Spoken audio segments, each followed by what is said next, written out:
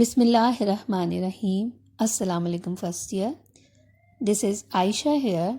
Today I will give you a brief introduction to the section of plays including in your intermediate English compulsory.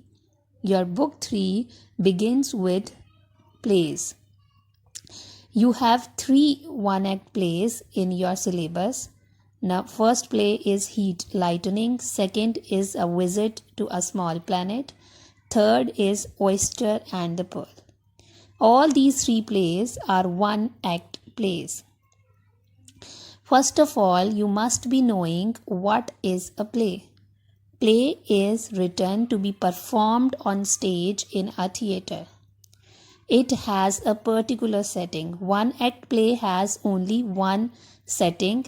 For example, in the first play, Heat Lightning, the whole play is set in a waiting room of a bus station.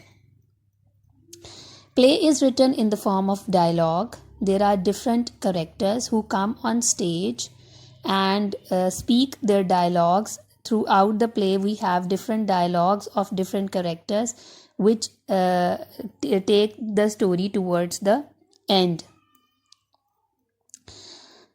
You should also know the weightage of plays in your board examination so you can prepare for the exams accordingly. In subjective type, you will be having a 10-mark question on plays, that is short questions and answers. These questions can come from within the play or from the exercises given in the end of each play.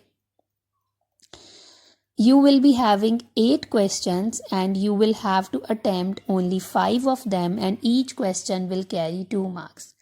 In objective type, you will have 2 to 3 synonyms from the play section and 2 MCQs from this section of plays.